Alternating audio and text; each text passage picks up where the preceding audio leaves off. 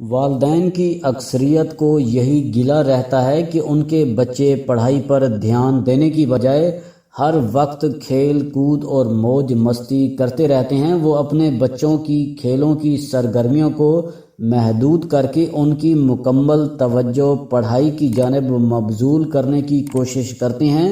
والدین کی جانب سے زبردستی کرنے پر بچہ کتابیں لے کر تو بیٹھ جاتا ہے، مگر اس کا تمام تر دھیان کھیل میں ہی لگا رہتا ہے اور وہ پڑھائی پر توجہ مرکوز نہیں کر پاتا۔ والدین کی بچوں کی تعلیم کے حوالے سے فکر اپنی جگہ، لیکن کھیل کود کے ذریعے بھی بچے بہت کچھ سیکھتے ہیں۔ لہٰذا والدین کو چاہیے کہ پڑھائی اور کھیل کے درمیان توازن قائم کرنے کی کوشش کریں اور ایک ایسا ٹائم ٹیبل ترتیب دیں جس سے بچے کو یہ احساس ہو کہ اس کے لیے کھیل اور پڑھائی دونوں ہی ضروری ہیں۔ بچوں کی توجہ پڑھائی کی جانب کرنے کے لیے کچھ ایسا کریں جس سے ان کی دلچسپی بڑھے اور وہ پڑھائی کو بوجھ سمجھنے کی بجائے اس میں دل جمی کا مظاہرہ کریں۔ چھوٹے بچوں کو اگر کتابوں کے ساتھ تعلیمی کھلونوں میں مشغول کر دیا جائے تو ایک تیر سے دو شکار ہو جاتے ہیں۔ بچہ تفریح بھی حاصل کرتا ہے اور اس کو سیکھنے کو بھی ملتا ہے۔ یورپی سائنسدانوں کا کہنا ہے کہ والدین کو چاہیے کہ بچے کی پیدائش کے دن سے ہی اسے کھیل کھیلنے کا عادی بنائیں تاکہ وہ ذہین اور چاق و چوبند بنے۔ کھیل مختلف طرح کے ہو سکتے ہیں، لیکن اس بات کا تعلق موبائل فون، کمپیوٹر یا کسی اور گیجٹ پر گیم کھیلنے یا کھلانے سے نہیں ہے، بلکہ براہ راست ایسے کھیل کھیلیں جن سے بچے کی ذہنی اور جسمانی نشو و نما ہو سکے۔ بچوں کی ذہانت بڑھانے کے لیے بہتر ہے کہ والدین کھیل کھیلنے کے دوران انہیں مختلف اشیاء، پھل اور سبزیاں وغیرہ دکھا کر ہر ایک کے رنگ اور شکل کے بارے میں بتائیں۔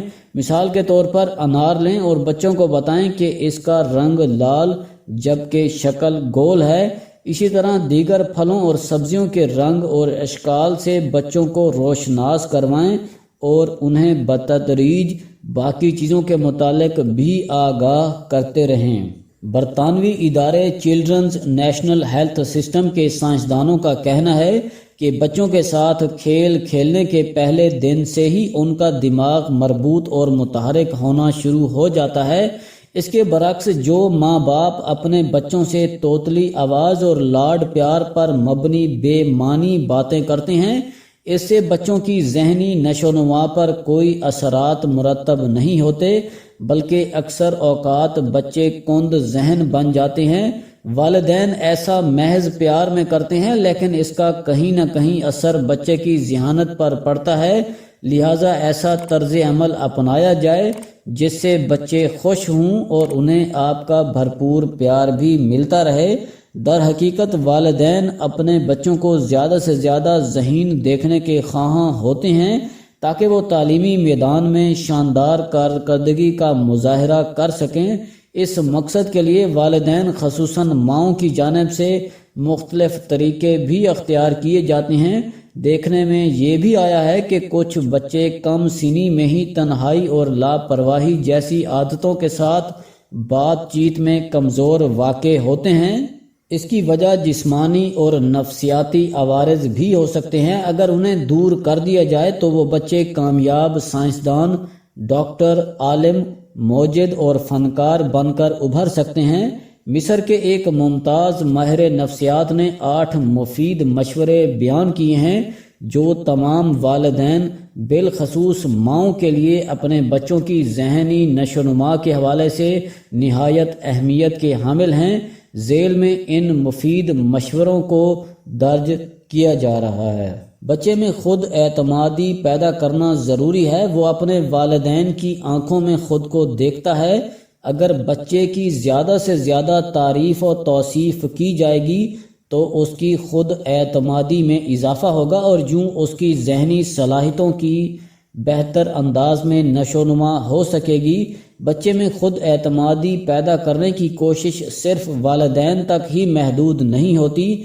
والدین کو چاہیے کہ وہ اپنے بچوں میں خود اعتمادی پیدا کرنے کے لیے اس کے اساتذہ اور دوستوں کو بھی اس بات پر قائل کریں کہ وہ بچے کی خود اعتمادی میں اضافہ کرنے کی کوشش کریں۔ بچے کو بہت زیادہ ڈانٹنے، ڈپٹنے، ڈرانے یا دھمکانے یا اس کی دوسرے بچوں کے سامنے تذلیل کرنے سے گریز کریں، خواہ وہ بار بار غلطی کیوں نہ کرے۔ بار بار کی ڈانٹ ڈپٹ سے بچے کی نفسیات پر منفی اثر پڑتا ہے۔ دوسرے بچوں کے سامنے اپنے بچے کو نفسیاتی طور پر گرانے کی کوشش نہ کریں، بلکہ دوسروں کے سامنے بھی اپنے بچے کی تعریف کریں۔ بچے کی ایسی خوبیوں کو تلاش کریں جو اسے دوسروں سے ممتاز کرتی ہیں۔ اس کی آواز اور بات چیت کے انداز کو بہتر بنانے پر توجہ دیں۔ بچے کو گھر میں ایسا ماحول فراہم کریں کہ وہ اسکول یا دیگر مقامات پر بھی پر اعتماد رہے۔ بچے کی ذہانت سے زیادہ اس پر کام کا بوجھ نہ ڈالیں، کہیں ایسا نہ ہو کہ کام کے بوجھ تلے دب کر بچہ ناکام اور مایوسی کا شکار ہو جائے۔ جن چیزوں میں بچے کی صلاحیتیں محدود ہیں ان کو بہتر بنانے میں ہمہ وقت اس کی مدد جاری رکھیں۔ بچے کے تدریسی عمل مثلاً پڑھائی لکھائی میں اس کی مدد کیجیے۔ بچے کے پسندیدہ اور مثبت مشاغل میں اس کی مدد اور رہنمائی کیجیے تاکہ دوسرے بچوں کے درمیان رہتے ہوئے اس میں خود اعتمادی کا احساس پھلتا پھولتا رہے۔ شکریہ۔